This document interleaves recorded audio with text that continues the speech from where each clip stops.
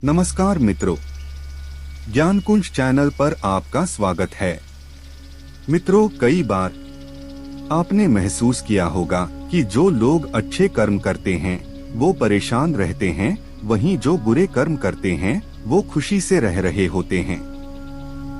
अच्छे कर्म करने वाले परेशान होते हैं कि आखिर उन्हें इतनी परीक्षा क्यों देनी पड़ रही है, जबकि जो अधर्म की राह में हैं वो खुश हैं और जिंदगी का लुत्फ उठा रहे हैं।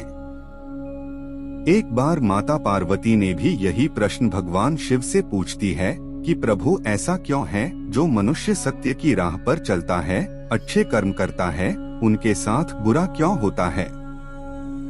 इसके विपरीत जो धर्म के विपरीत कर्म करते, असत्य के मार्ग पर चलते हैं, उनके साथ अच्छा होता है। यह सुन भगवान शिव मुस्कुराए और माता से बोले, पार्वती, इस प्रश्न का उत्तर मैं तुम्हें एक कथा सुनाकर दूंगा, परंतु तुम इस कथा को अंत तक अवश्य सुनना, क्योंकि आधा अधूरा ज्ञान जीवन में नुकसान पहुंचाता है। माता पार्वती बोली, ठीक है प्रभु, मैं अंत तक कथा को सुनूंगी। तब महादेव बोले, मनुष्य जैसा सोचता है और महसूस करता है वैसा कुछ नहीं होता है, बल्कि अज्ञानता की वजह से वो सच्चाई नहीं समझ पाता है। इस कथा को सुनकर तुम समझ जाओगे कि हर प्राणी को उसके कर्म के हिसाब से ही फल मिलता है।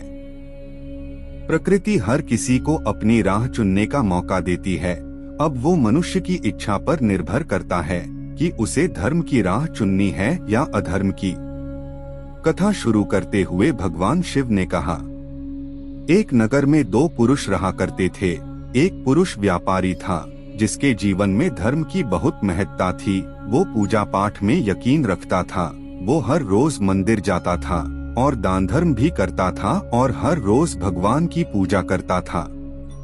वहीं दूसरा पुरुष बिल्कुल विपरीत था। वो हर रोज मंदिर तो जाता था, लेकिन पूजा करने नहीं, बल्कि मंदिर के बाहर से जूते चप्पल चुराने। उसे दान और धर्म से कोई लेना देना नहीं था। समय बीतता गया और एक दिन बहुत जोर की बारिश हो रही थी। इस वजह से मंदिर में पुजारी के अलावा कोई नहीं था। ये बात जब दूसरे पुरुष को पता चली तो उसने कहा कि ये सही मौका है मंदिर का धन चुराने का। पंडित से नजर बचाकर उसने मंदिर का सारा धन चुरा लिया। उसी समय धर्म कर्म में विश्वास रखने वाला व्यक्ति भी मंदिर पहुंचा। दुर्भाग्य से मंदिर के पुजारी ने उसे ही चोर समझ लिया और चिल्लाने लगे।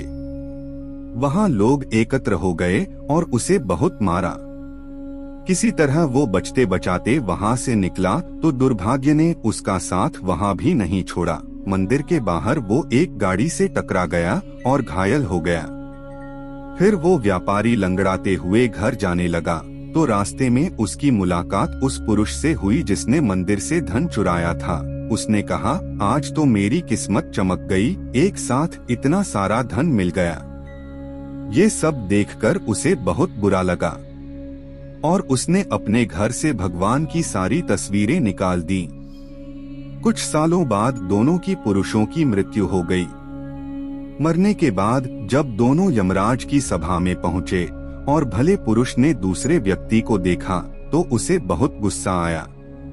उसने क्रोधित होकर यमराज से पूछ ही लिया, मैं तो हमेशा अच्छे कर्म करता था, दान में विश्वास रखता था, उसके बदले जीवन भर मुझे अपमान और दर्द ही मिला और इस व्यक्ति को नोटों से भरी पोटली।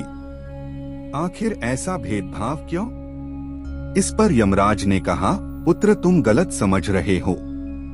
जिस दिन तुम्हारी गाड़ी से टक्कर हुई थी वो दिन तुम्हारे जीवन का आखिरी दिन था, परंतु तुम्हारे अच्छे कर्मों की वजह से तुम्हारी मौत सिर्फ एक छोटी से चोट में बदल गई।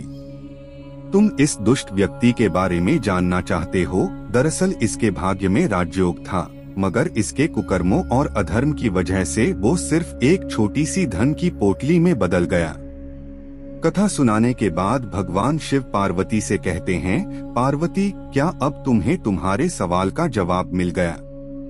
ऐसा सोचना कि भगवान तुम्हारे कर्मों को नजरअंदाज कर रहे हैं, ये बिल्कुल भी सत्य नहीं है। भगवान हमें कब क्या किस रूप में दे रहा है मनुष्य को समझ में नहीं आता है। मगर मनुष्य अच्छे कर्म करते रहें तो भगवान की कृपा हमेशा बनी रहती है। इसलिए अपने अच्छे कर्मों को बदलना नहीं चाहिए, क्योंकि उसका फल हमें इसी जीवन में मिलता है।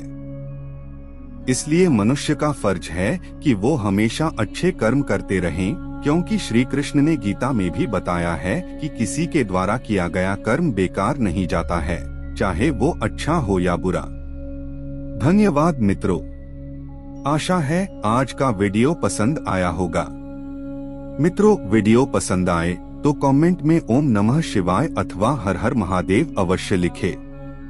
साथ ही चैनल पर नए हैं तो चैनल को सब्सक्राइब करना न भूलें।